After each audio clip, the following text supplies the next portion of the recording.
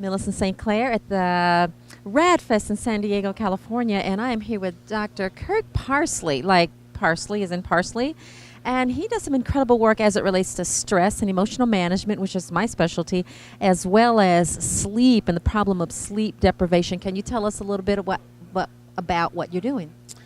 Yes. So sleep is one of the pillars of health that I work with. I do anything from private consulting with individual clients to consult with other physicians to organizations, sports teams, law enforcement, anything.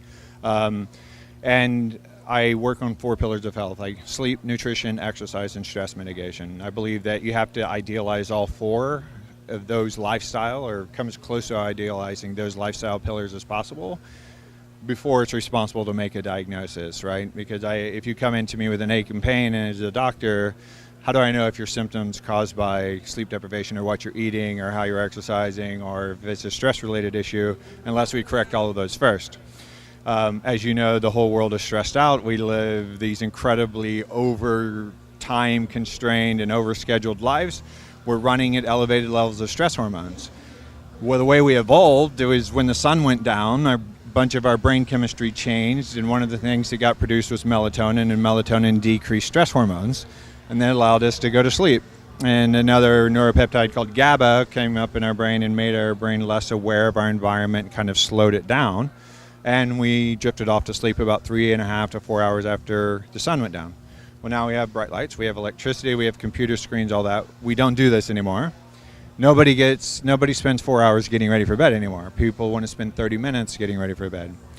So I'm actually a former Navy SEAL, and I went back to the SEAL teams as their physician. They were all having to use sleep aids and stimulants because of their chaotic sleep schedule, because of their job, right? And I found out through my own research that sleep aids don't really allow you to sleep. They just make you unconscious. And so all of the normal things that happen when you sleep, all of the restorative benefit of sleep doesn't happen when you take a sleep aid because you're just unconscious. And so they had all these hormone imbalances, oxidative imbalances, like everything looked bad. They looked like 85-year-old men and they were 26 or 28. Like, you know, their labs looked horrible. And I didn't know anything about sleep. I was just a regular medical doctor. So I'm like, I don't know. So I did some research and I said, well, let's try to see if we can get everybody off of Ambien. And I just slowly started adding one ingredient at a time that I found deficient in their labs and that made sense for them to be deficient in, something like vitamin D3, which everybody knows now, everybody talks about now. But these guys were working at night, sleeping during the day, and if they were outside in the day, they were totally covered in camouflage and body armor and helmet and goggles, so they were getting no vitamin D3. So I started with that. And I knew that was important for sleep. And then I found out, well, that requires magnesium. And so then I added magnesium. And then I slowly just started adding all of the constituent ingredients to the melatonin production pathway. And then you don't want to give too much melatonin because then you downregulate melatonin receptors and you make you less sensitive to that. So I, over time, just added all of the ingredients to melatonin and a slight dusting of melatonin and then some of the GABA that I was talking about to slow down their brain. I got all of them off of their sleep drugs, and as soon as they quit taking their sleep drugs, within about 3 to 4 weeks, all of their labs started normalizing. All of their complaints about cognition and their stress, they had even, you wouldn't think a Navy SEAL would have anxiety issues and stress issues, but they do. They do, because when you're sleep deprived, what happens when you're sleep deprived is you start shutting down regions of your brain that don't repair at night, that should repair at night. They're not repairing because you used a sleep drug or because you didn't get enough sleep. And then your body relies on your adrenals the next day to compensate for that. So now you've ramped up cortisol, epinephrine, norepinephrine, all of the stress hormones that actually make you feel stressed. And you do this for long enough and it starts changing your brain chemistry and you become more sensitive to stress. And then you sleep less and then you become more sensitive to stress and then you're more stressed and you sleep less and then self-propagating downward spiral. So when I work with private clients or if I work with professional sports teams, one of the things that I teach them is that you have to be able to decrease stress in your life. You have to figure out a way to manage your stress, because if you're, deep sleep and fight or flight are exactly the opposite, right? Maximum adrenal hormones and stress hormones is fight or flight. Deep sleep is minimal, right? But what happens if this is maximal? This is where our ancestors dodged danger and death. We live here instead of living here. So how do you get that to decrease? And that's basically, you have to improve your sleep, and you have to have stress mitigating techniques to be able to keep those levels down and to get good sleep. Yeah, our baseline for stress is way up here. It is. And Our so we have stress to, hormones are just way yes, higher, and all of them. we have to bring it down. And we need a variety of tools to help us. Yes. So tell me more about your product here, the Sleep Remedy. My product is nothing special, nothing fancy. There's no sedative, hypnotic drug in there that's going to make you go to sleep. All it does is it takes that 4-hour period that we've quit doing and condenses it down to 30 minutes. So we put all of the constituent ingredients in there that would ordinarily build up in your brain before you went to sleep to initiate the production of melatonin and GABA. And we put all of that in there in a liquid format so it absorbs really quickly. And it's just enough to initiate the cascades, right? And then everything's gone in about 3 or 4 hours, so your brain keeps doing what it should and your sleep architecture is normal.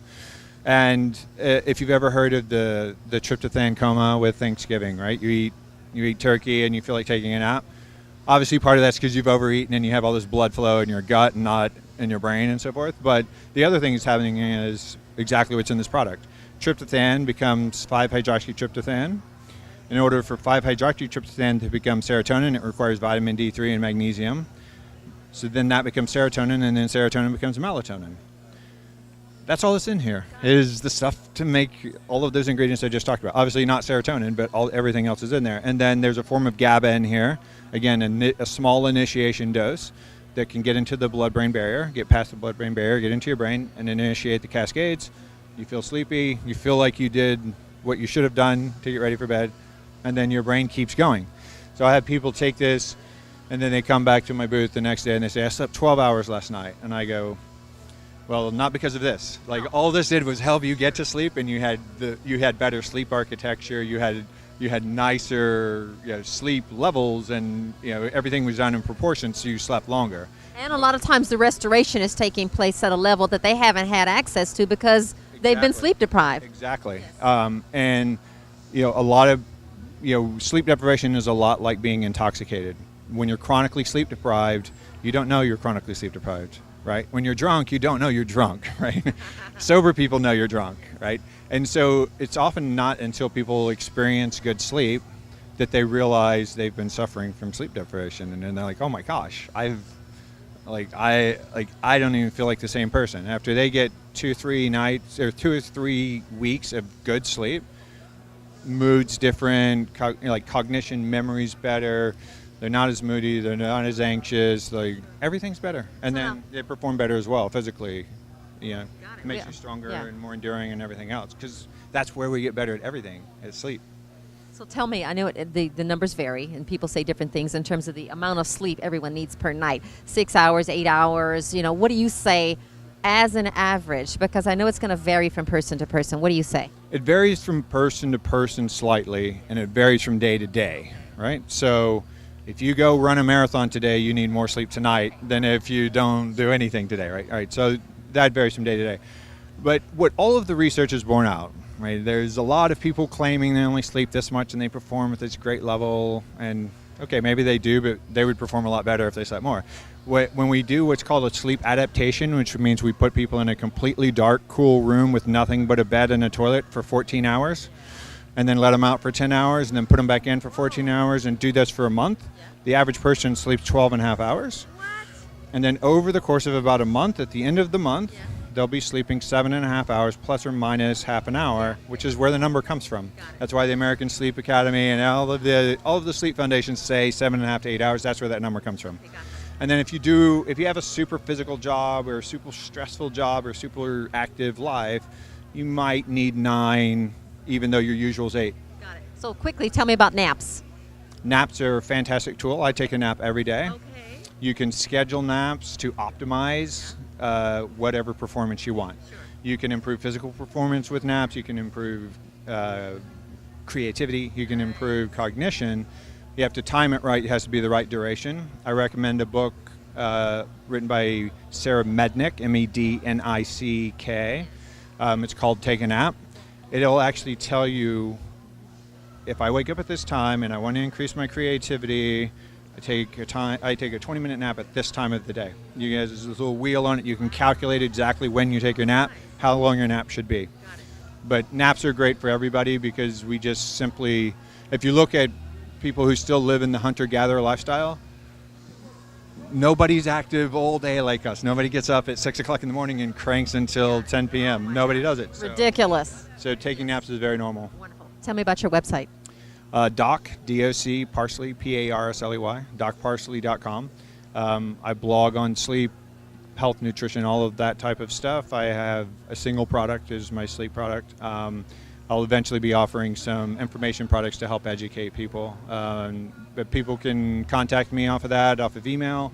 They can contact me for lectures, consulting, any of that stuff. Yeah. So where are you located out of? 60% of the time in Austin, 40% of the time in San Diego.